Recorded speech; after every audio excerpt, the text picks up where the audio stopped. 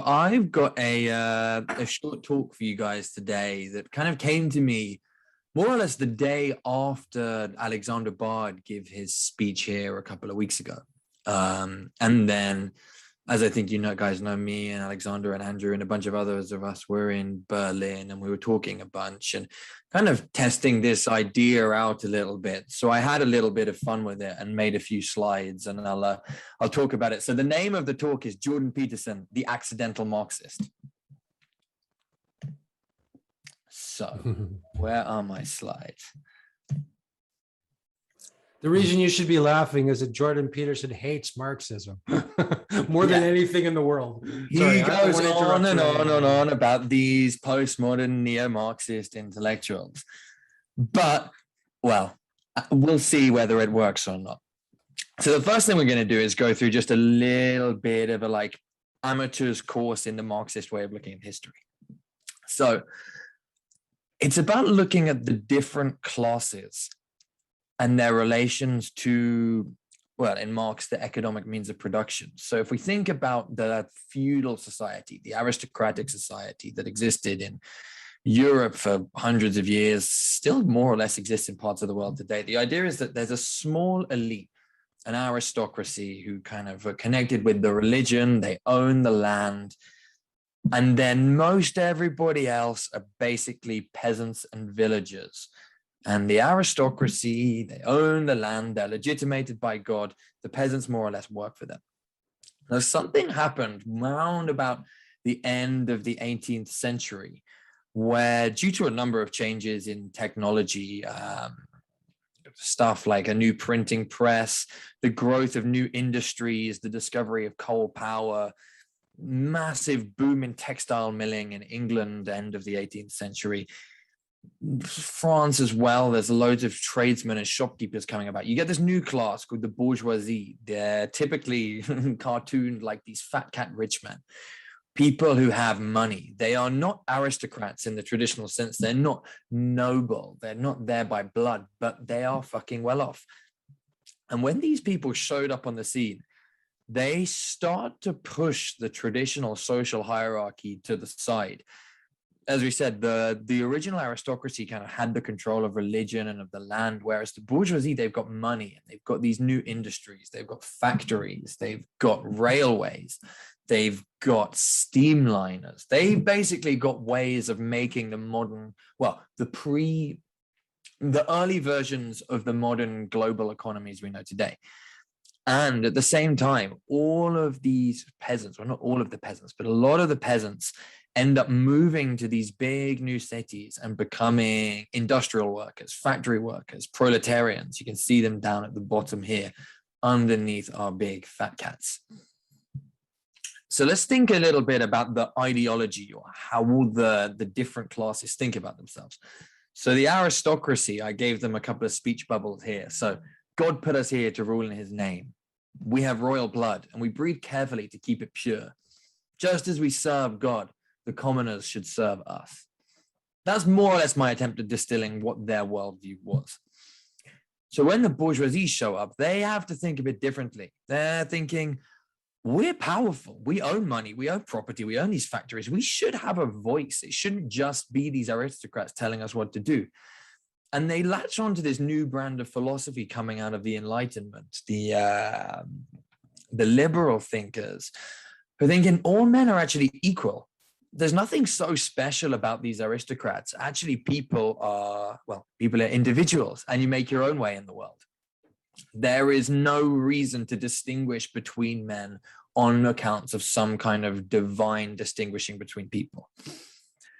But then something kind of interesting happens, because you've got all of these rich bourgeoisie demanding political rights and actually winning political rights in the French Revolution, in England, and then inspiring different revolutions all over England. But they did not offer universal voting rights or universal suffrage to the workers, despite the fact that their ideology says all men are created equal, liberty, equality, fraternity.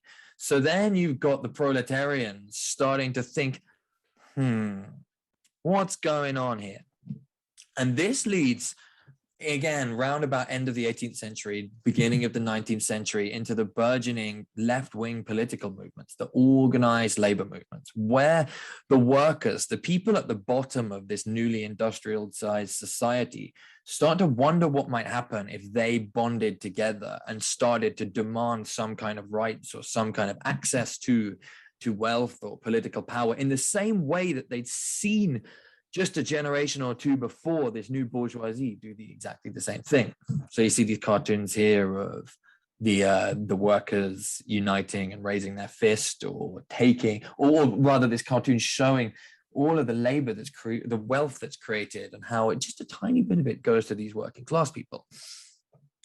So enter Karl Marx, who becomes kind of the high theorist of this brand of thinking. He wasn't the first left-wing thinker or the first socialist thinker. There were other guys. There were people called Owenites, actually, after a guy called Robert Owen. There were some Frenchies, what were they called?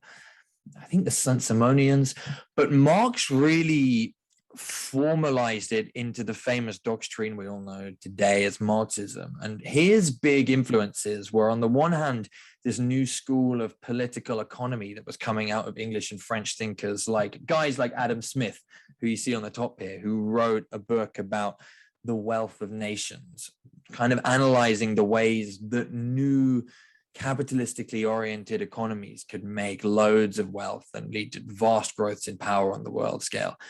And then also German idealist philosophy, particularly coming through this guy at the bottom, Hegel, who had a number of ideas that show up in Marxist thinking, one of which is the dialectic, which we'll talk about in a little bit. The other being this actually idea of how human subjects or human persons come to experience themselves. So Hegel thought that people only really get to know themselves through being recognized by others. There's some kind of interrelationship between subjects that enables them to realize themselves. I have to recognize you in order to actually be recognized fully as a person. And this is kind of at odds with, say, a Cartesian notion of selfhood, which comes from the cogito ergo sum, like I think, therefore I am. That's a very atomized way of thinking about the subject.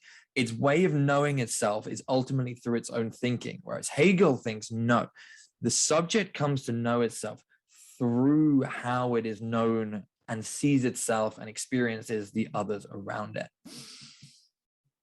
So Marx in his thinking, in the kind of economic lines, analyzes what he sees as these contradictions of capitalism. So where a lot of the thinkers were singing the benefits and virtues of capitalism, he notices that it is a tendency in productive periods to make loads of fucking goods. Like, say we're manufacturing soap, we can make loads of soap, more soap than we could ever sell. And our competitors can make more soap than they can ever sell, which leads to a point where we have to cut our profits cut our prices massively in order to sell our soap.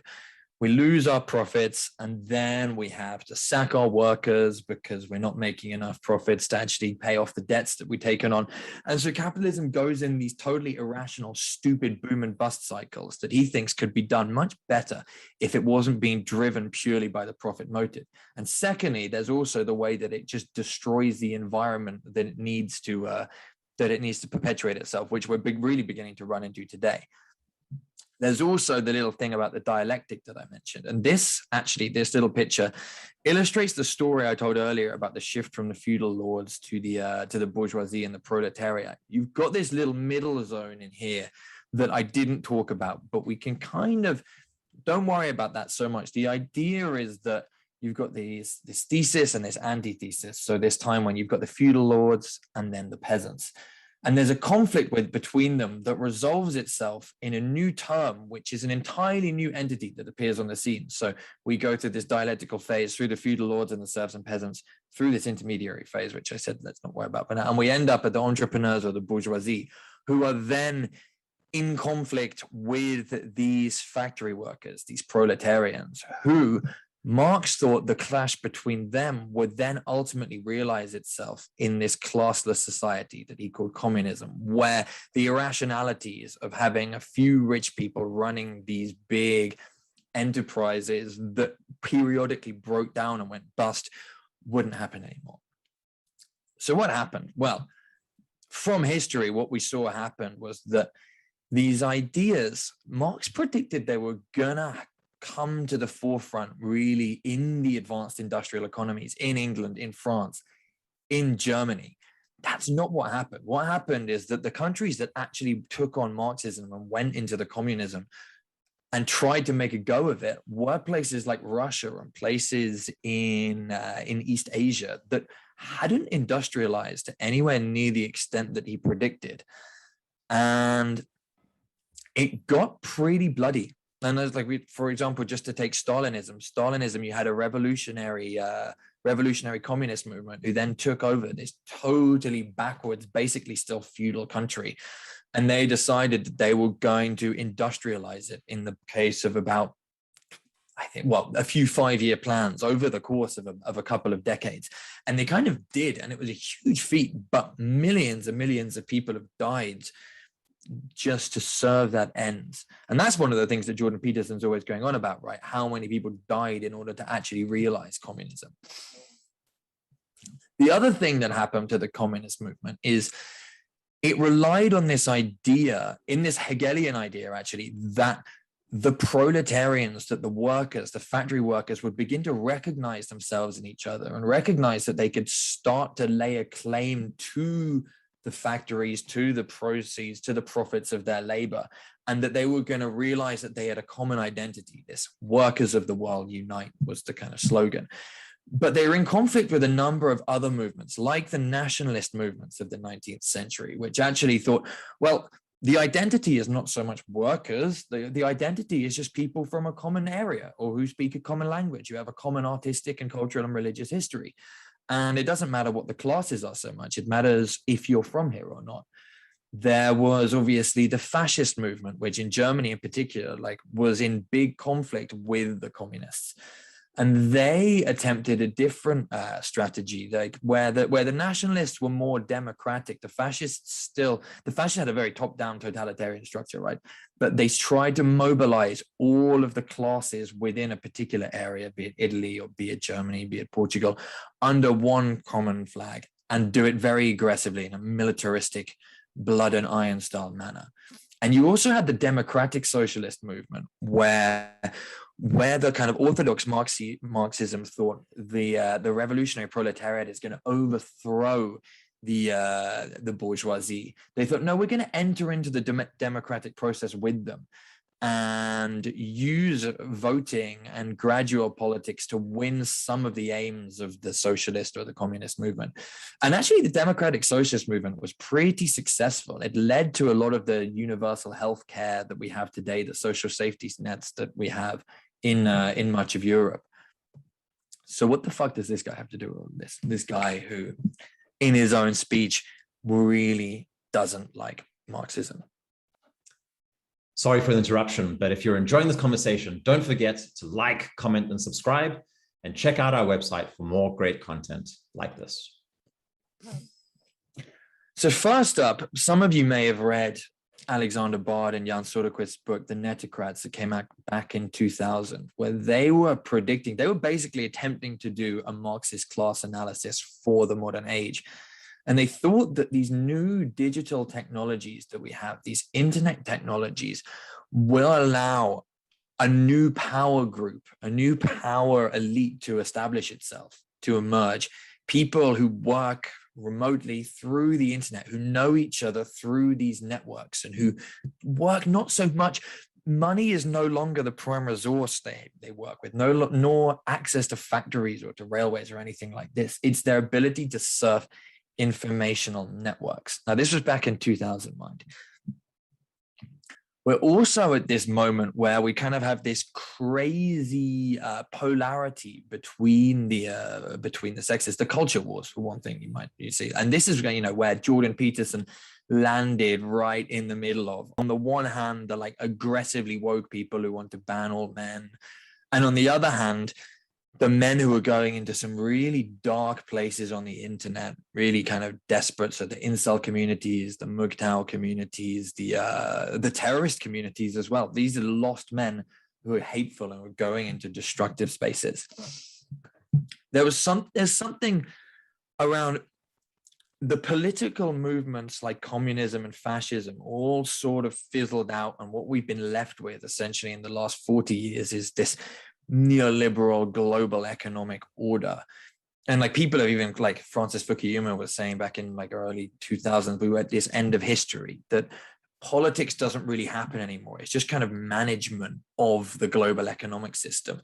But at the same time, there's this resurgent interest in the problems of meaning and religion, and in the problems of sex and gender. Like a lot of political argumentation is taking place along these lines. A lot of people's interest is in these spaces now over here on the right, not on traditional questions of economic materialism. So here's a bit of a chaotic diagram, but here's an attempt to stitch together the last few slides. What happened with Jordan Peterson back in 2017-18, as far as I can see it, is that a lot of people who were interested in these problems of religion and sex and gender, because he spoke about these things, started to get connected with each other on the internet quite powerfully, quite rapidly, in huge numbers, and begin to establish the types of communities and the types of collaborations that Alexander Bard and Söderqvist were predicting back in the 2000s. And there's the thing, it wasn't just people who were actually pro-Peterson, it's people who were reacting against him too. The point was, he was like this thing that happened, an event for the emergence of a big public online discourse, networking, creating around the problems of meaning, religion, sexuality, gender.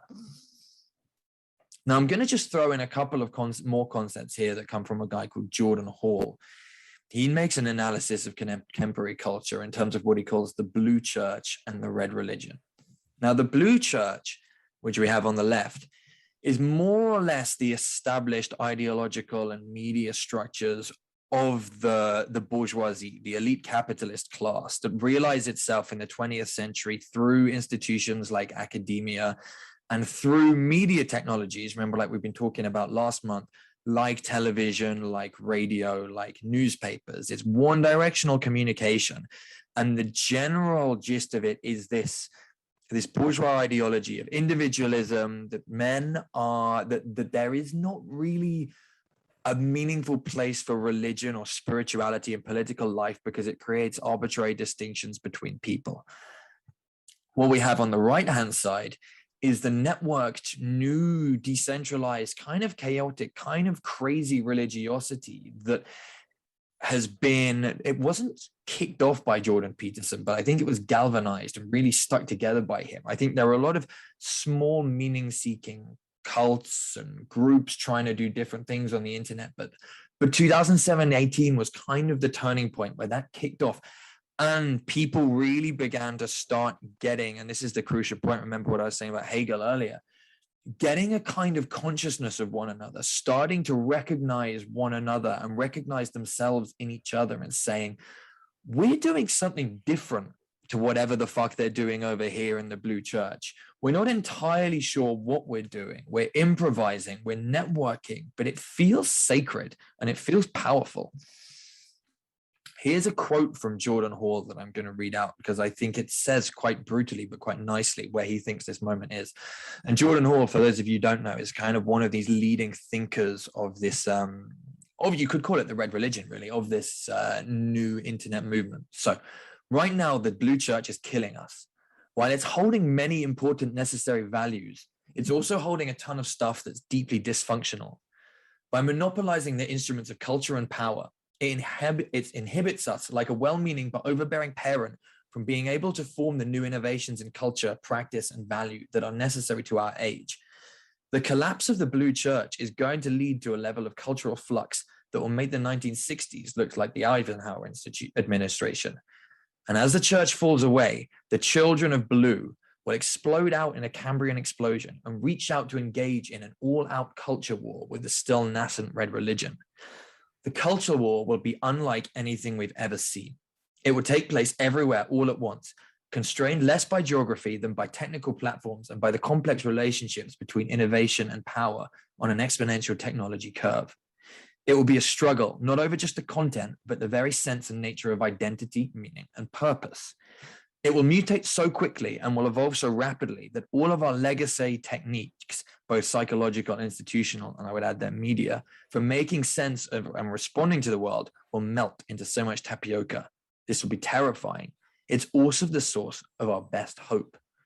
So again, to just bring this graph up, what Hall is theorizing, and what I think he's completely right, there is a conflict now between at least two powerful groups. On the one hand, the institutionalized capitalist bourgeoisie who would kind of still think and work according to these blue church media environments and academic environments. And then this nascent red religion, which was thrown into its own kind of self-consciousness and networking with it by the Jordan Peterson phenomenon. Even though Jordan Peterson, actually in terms of some of his values, you might say he's kind of a blue churchy guy. He kind of straddles the two, but the point is not him himself, but the movements that have grown about in his wake.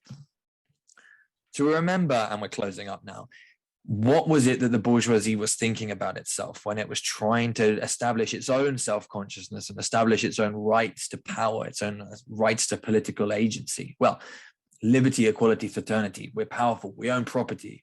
All men are equal. The aristocrats aren't so special. So then I was wondering, what might we say about these Netocrats or these people we see online today? Well, what happened to meaning and religion? Are we just supposed to be consumerist individuals? Maybe sex does matter. Maybe being man, woman, LGBTQ plus is about more than enjoyment or than just this power versus oppression dichotomy. And then also Bitcoins and holochains, NFTs, all of that funky new shit that you do when you're sitting inside Starbucks. And like I said, I just reiterate beneath it all, and I love this picture because it makes me laugh, that Hegelian idea of a group being conscious of itself and experiencing itself. I experience myself through the new ways that I'm relating to the others around me. This meme just makes me laugh. I know it's blurry because it's like we're trying to find a way beyond Hegel, but we can't find a way beyond Hegel. Everything since Hegel seems to point back to Hegel. And so my takeaways, and this is my final slide. There's a new class, Bard's Netocrats, becoming self-aware and active through the internet. Many are men and women who are driven into these spaces and become very conscious of themselves in the last few years by the reaction to the Jordan Peterson phenomenon. And that's not just Jordan Peterson, but everything that's happened since. They seek answers to these questions of sexuality and gender that are not addressed in mainstream bourgeois blue church culture, where it's basically just about oppression and enjoyment. They also seek an answer to the meaning crisis. They're exploring new forms of religiosity and social organization and increasingly disinterested in the blue church bourgeois way of doing things. And they are mastering the new technologies that are emerging at the moment. That is my talk on Jordan Peterson, the accidental Marxist. So would anybody like to respond with either thoughts, questions, criticisms? We've got a few minutes for that, and then I'm going to sling it over to Andrew, who's going to take over.